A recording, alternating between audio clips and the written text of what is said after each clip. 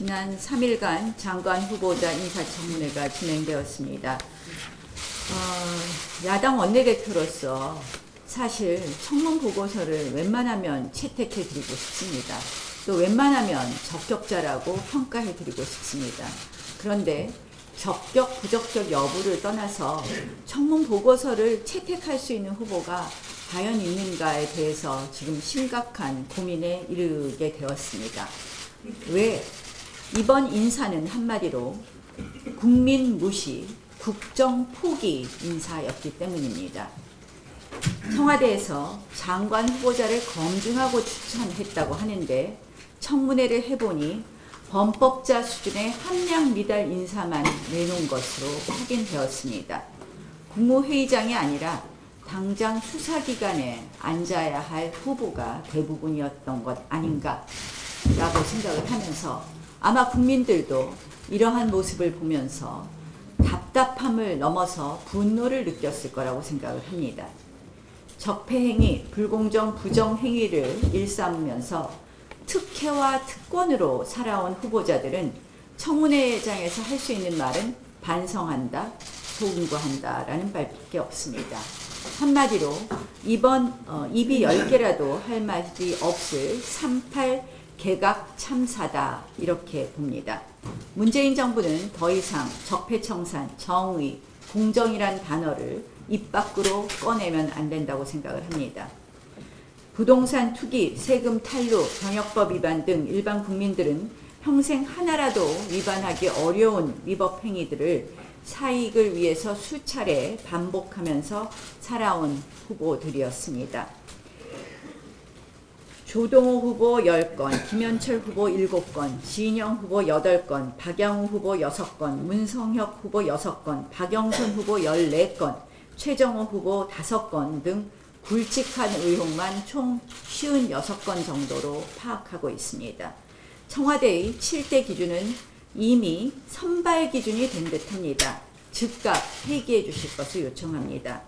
심지어 어제 중기벤처 장관 후보, 벤처부 장관 후보 박영선 후보의 경우에는 오만불손하고 적반하장의 태도로 일관했습니다. 황후 진료 의혹을 제기하는 것에 대해서는 여성 운운하면서 빠져나가기 일쑤였고 평창 패딩을 누가 주었는지 묻는 질문에 대해서는 개인 의원의 프라이버시라고 하면서 어이없는 답변 회피를 해갔습니다.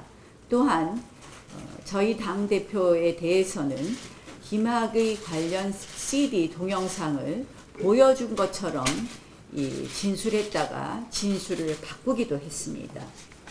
한마디로 어제 박영선 후보자의 이러한 인사청문회의 태도는 기본적인 자질도 갖추지 않은 그런 모습으로 일관했기 때문에 저희 당은 청문회를 보이콧할 수밖에 없었다는 말씀을 드립니다. 도대체 누가 청문회를 하는 것인지 어이가 없는 수준입니다. 문재인 정부 들어서 한마디로 의회 민주주의와 여야 간의 무언의 룰, 예의, 그런 상식 이런 것이 통째로 무너지고 있습니다. 인사청문회 제도가 형해화되고 있습니다. 권력은 무한하지 않습니다. 결국 부메랑으로 돌아올 것입니다. 후보자들도 문제지만 대표께서도 말씀하셨지만 청와대 인사검증 시스템 이 하루 이틀 문제가 아닙니다. 청와대 인사 라인에 민정수석을 비롯해서 인사 라인에 있는 팀은 하루빨리 교체해야 될 것 같습니다. 이따 10시에 저희가 회의하면서 판사회의를 통해서 자세한 내용은 또 말씀드리도록 하겠습니다. 지난 26일 국민연금이 총수의 사내이사 선임에 반대한 데 이어 어제 27일 한 총수의 사내이사직이 실제로 박탈되었습니다. 특정 총수 일가가 일으킨 무리를 변호할 생각이 없습니다. 죄가 있다면 수사받고 처벌받아야 합니다. 도덕적 문제가 있다면 지탄받아 마땅합니다. 하지만 이번 국민연금의 결정과 개입은 심각한 시장 파괴적 행위입니다. 한마디로 국가가 직접 나서서 기업을 통제하고 심한 경우 기업의 경영권도 뺏겠다는 것을 보여주었다고 생각합니다. 지난해 국민연금 스튜어드십 코드 도입 당시 이미 이 같은 사태는 예견되었습니다. 대한민국 국민연금은 정부가 직접 통제하는 정권연금이기 때문에 연금사회주의라는 우려가 각계각층에서 쏟아졌습니다. 그런데 올해 1월 문 대통령은 급기야 직접 지시를 내립니다. 국민연금이 대기업 단죄에 직접 나서라고 엄포를 했습니다. 그리고 어제 국민연금의 경영권 박탈이 현실화되었습니다. 대한민국 국민노후를 책임질 우리 연금이 사실상 문재인 정권의 반기업펀드, 반시장펀드, 반헌법펀드로 전락하고 만 것입니다. 사실 이 모든 계획은 김경수 지사와 함께 불법 댓글 대선 부정선거를 획책한 드루킹의 아이디어이기도 합니다. 국민연금의 적극적 의결권 행사를 핵심으로 보고 있다. 이를 통해 주주총회에서 오너 일가를 축출하고 사회적 경제적 영향력이 큰 기업일수록 경영자와 이사회를 분리해 사실상 국민 기업화하는 것. 이것이 중요한 경제 정책이라고 드루킹이 주장했습니다. 또 이미 이 부분의 상당 부분은 판결문에서도 확인되고 있습니다. 댓글 공작으로 여론을 통제하고 국민연금을 장악해 기업을 통제하자는 드루킹의 계획이 이 정권 하에서 착착 실현되고 있는 것입니다. 이번 국민연금의 기업 경영 개입에 대해 기업의 지배구조를 개선하기 위한 특단의 조치다 이렇게 말하고 있습니다. 그런데 실은 국민연금의 지배구조를 개선하는 것이 먼저입니다. 적립금 639조 원에 육박하는 세계 3대 연기금인 국민연금은 사실상 청와대 정권의 손아귀에 쥐어져 있습니다. 전문가들에 따르면 기금 운영을 담당하는 이사회나 위원회가 정부 소속인 경우는 국민연금이 거의 유일하다고 합니다. 현재 국민연금 기금운영위원회 장은 보건복지부 장관입니다. 연금 운용의 독립성, 전문성을 기대하기 어려운 부분입니다.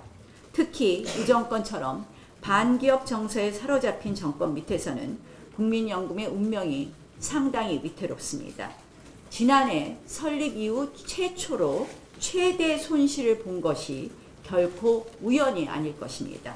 수익성 증대, 노후 보장에는 관심이 없고 시장 개입, 기업 겁박에 악용하려는 것으로 보이고 있습니다. 총수일가의 위법은 공정한 수사와 재판으로 단죄해야 합니다. 이번처럼 사회정의 실현을 내걸며 국민 노후 자금으로 기업 경영에 직접 개입하는 것은 대한민국 시장 경제의 근간을 흔드는 것입니다. 기업도 정권 눈치, 국민연금 눈치를 보느라 기업 역량의 상당 부분을 소모해야만 합니다.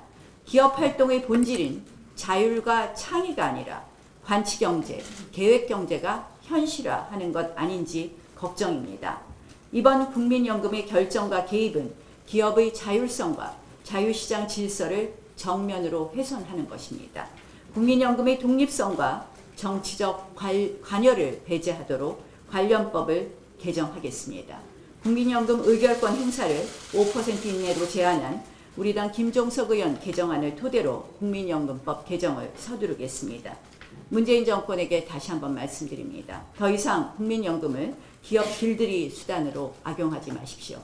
삼성과 네이버 사장을 국민연금이 결국 임명하는 시대가 멀지 않은 것 같아서 걱정이 됩니다. 그 자리에 시민단체가 CEO로 앉는 것 아닌가 하는 우려가 현실화될까 매우 걱정된다는 말씀을 드립니다.